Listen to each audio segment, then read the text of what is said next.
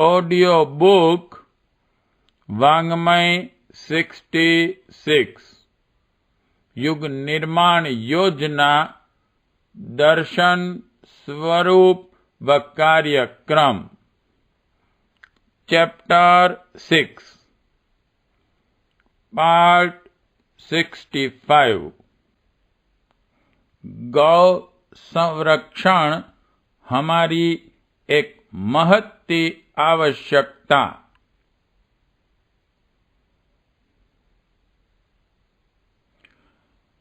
अपने देश में गौ रक्षा का, गौ पालन और गौ पूजा का महत्व बहुत है।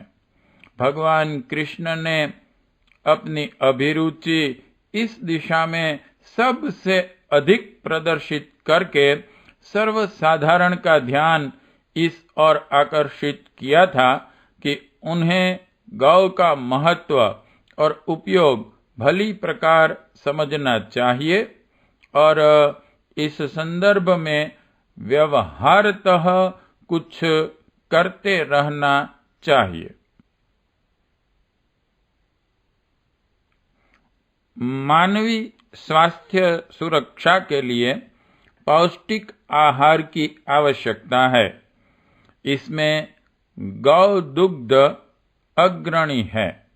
यों दूध तो भैंस और भेड़ बकरी का भी मिलता है और कहीं कहीं गद्दी और ऊंटनी का भी प्रयुक्त होता है, पर विटामिन ए जैसे बहुमूल्य तत्व जितनी मात्रा में गाय के दुग्ध में हैं, उतने और किसी में नहीं।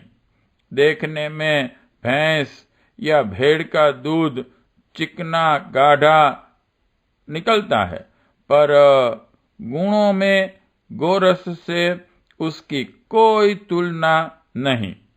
जितने उपयोगी खनिज, लवण, रोग निरोधक, बलवर्धक जीवन तत्व गाय के दूध में हैं, उतने किसी में नहीं मिलेंगे। यही कारण है कि संसार भर में सभ्य और शिक्षित देशों में जहां गुण और लाभ को परखना जानते हैं, केवल गौ दुग्ध ही प्रयुक्त होता है। यूरोप और अमेरिका के समस्त देश प्रायः गौ दुग्ध ही सेवन करते हैं। भैंस तो अफ्रीका और भारत को छोड़कर अन्यत्र कहीं और पाई भी नहीं जाती।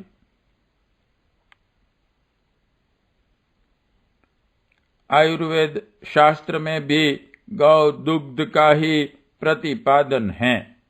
धर्म ग्रंथों में जहाँ कहीं दूध घी की आवश्यकता का वर्णन है, वहाँ गोरस का ही उल्लेख समझना चाहिए।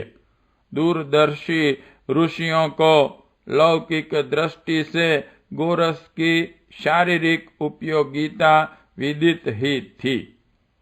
इसके अतिरिक्त वे उसके मानसिक और आध्यात्मिक गुणों से भी परिचित थे। गाय में, गाय के बछड़े में जैसी फुर्ती और चतुरता रहती है, वैसी भेड़ या भैंस में नहीं। स्पष्टतः इन पशुओं का मानसिक स्तर भी दूध में घुला रहता है।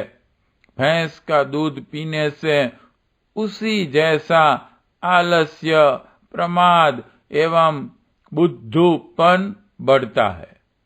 भेड़ चाल उक्ति में उस प्राणी की अदूरदर्शिता का ही वर्णन है। गाय इन सब से निराली है। उसकी स्फूर्ति एवं चतुरता बात बात में परखी जा सकती है। मार्ग में खेलते हुए बच्चे को गाय बचाती हुई चलेगी, पर भैंस अपनी राह चलती जाएगी, चाहे बूढ़ा बच्चा कोई भी क्यों न कुचल जाए। तनिक सी गर्मी, सर्दी और थकान बर्दाश्त करना भैंस के लिए कठिन है। माता का जैसा स्वभाव होता है, बच्चा भी वैसी प्रकृति का बन जाता है। यह दूध का गुण है। भैंस या भेड़ बकरी का दूध पीने वाले उन्हीं जैसे हे गुणों वाले बनते चले जाते हैं।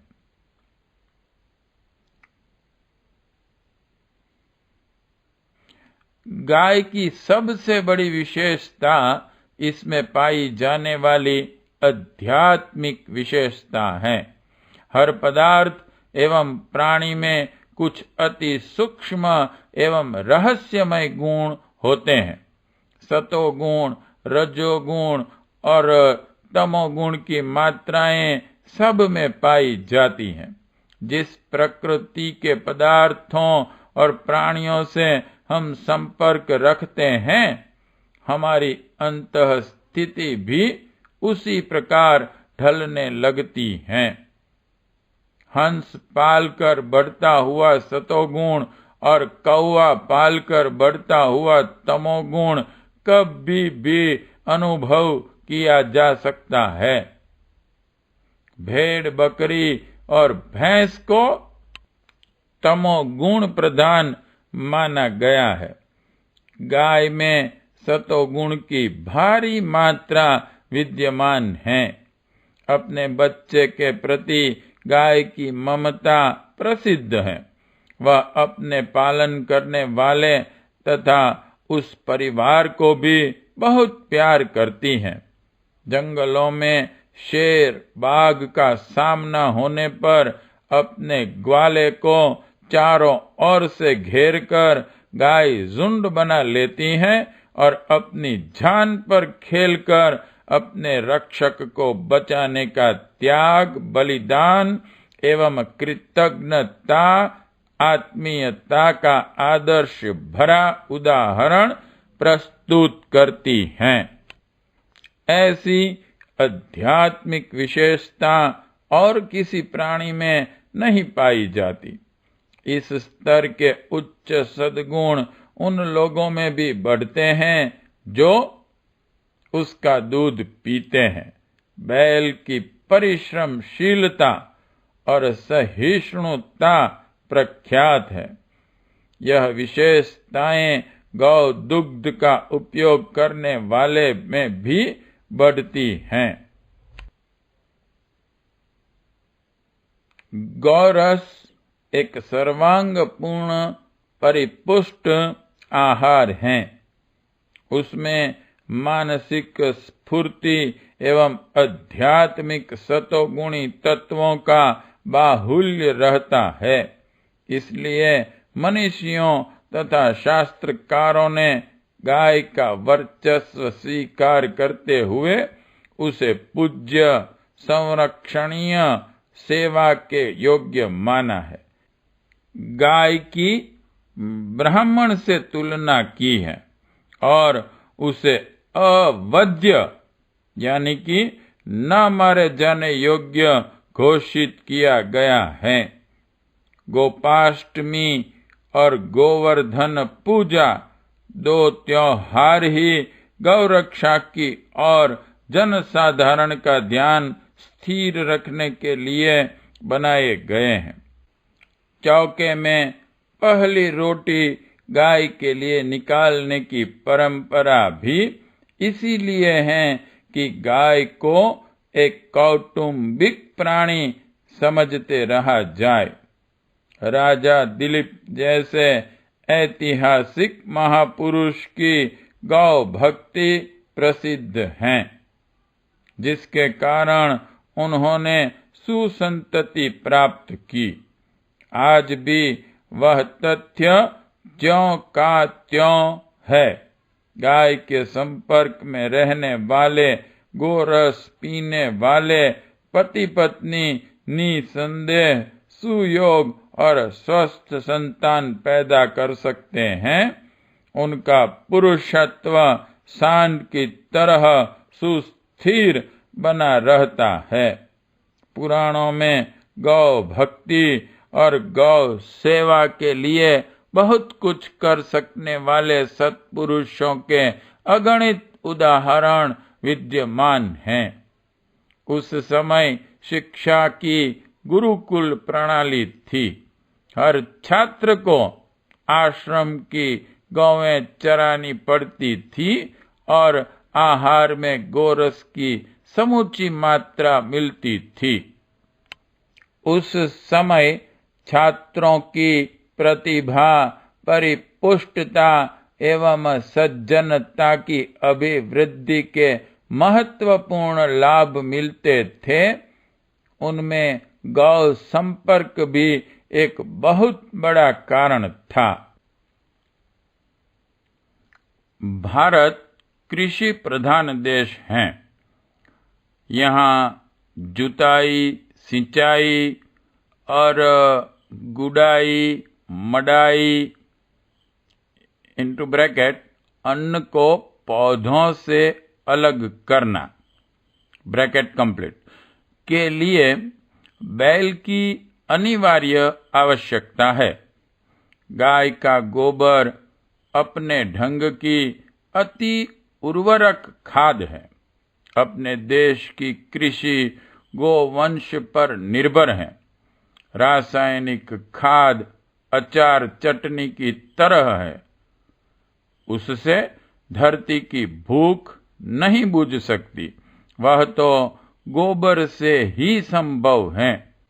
महंगी, बार बार बिगड़ने वाली, खर्चीली और तकनीकी ज्ञान की अपेक्षा रखने वाली मशीनें भारत की कृषि समस्या को हल नहीं कर सकती।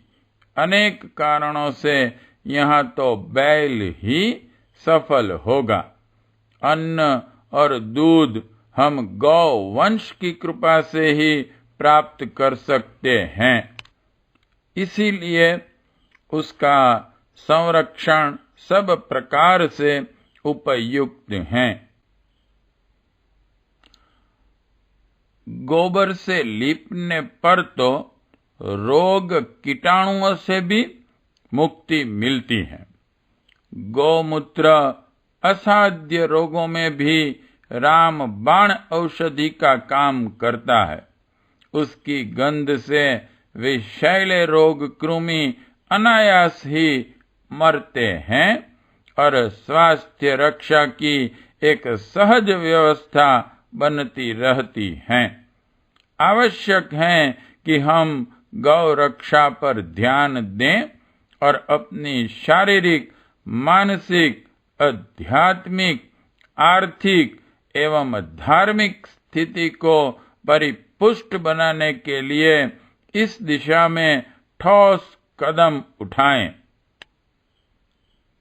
यह एक दुर्भाग्य ही है कि जिस देश में गौ को पूज्य और गौ रक्षा को धर्म माना जाता है, उसी में उसकी सबसे अधिक दुर्गति हो।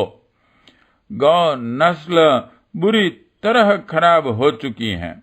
वे जरा सा दूध देती और बेकार समझी जाती हैं। कसाई की छुरी के नीचे ही उन्हें आश्रय मिलता है। गौ वंश बुरी तरह घटता और नष्ट होता चला जा रहा है। उसका एकमात्र कारण उस और बढ़ती जाने वाली हमारी उपेक्षा ही है। मांसाहारी देशों में गायें एक एक मन दूध दें और गोरस की नहरें बहें, और हम गौ भक्तों में उसका दर्शन भी दुर्लभ रहें, यह कैसी विडंबना है। हमें चाहिए कि गौ दूध की उपयोगिता स्वीकार करें और उसी की मांग करें। ऐसी दशा में भैंस पालने वाले सहज ही गौ पालने लगेंगे। जिसकी मांग होगी उसका उत्पादन भी होगा और उसका स्तर भी उठेगा। हम जय गाय की बोलते हैं और दूध भैंस का पीते हैं। इस प्रकार गौरक्षा कैसे संभव होगी? जिस दिन जन साधारण की समझ में गोरस की उपयोगिता आ जाएगी, उसी की मांग की जाएगी, तो देखते देखते यह देश गोधन से भरा पूरा दिखाई देने लगेगा। हमें चाहिए कि गौ दुग्ध एवं गौ धृत के सेवन का व्रत लें और दूसरों को भी इसके लिए तैयार करें। जब गौरस की मांग बढ़ेगी, तब गौ पालन की व्यवस्था भी बनेगी। जो लोग गाय का धार्मिक महत्व समझते हैं, उनके लिए उचित है कि गो पालन, गो संवर्धन और गो रस उत्पादन के लिए बड़े पैमाने पर व्यावसायिक स्तर पर काम करें। चाय वालों की तरह गोरस की महत्ता समझाने के लिए व्यापक प्रचार करें और धर्म, पुण्य तथा राष्ट्र की महत्ती सेवा का सुयोग प्राप्त करें। सरकार और जनता ये दोनों वर्ग मिलकर गौ रक्षा के लिए कुछ ठोस काम करें। यह आज की एक महत्ती आवश्यकता है। प्रश्न 1. भारत में गौ पालन का क्या महत्व है? 2. गाय का दूध सर्वश्रेष्ठ क्यों माना जाता है? 3. सिद्ध कीजिए कि गौरस सर्वांगपूर्ण परिपुष्ट आहार हैं। 4. गौरक्षा के महत्व दर्शाने वाले 2 पर्वों का वर्णन करो। 5. राजा दिलीप ने गौ की सेवा क्यों की थी?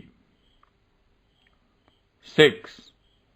बैल की उपयोगिता पर प्रकाश डालिए। 7. गोवर्धन पूजा का महत्व स्पष्ट कीजिए। 8.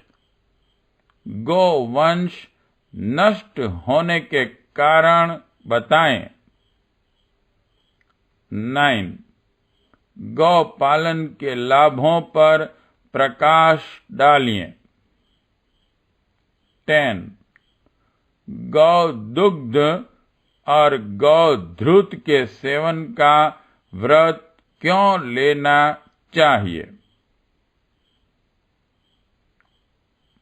पार्ट 65 समाप्त।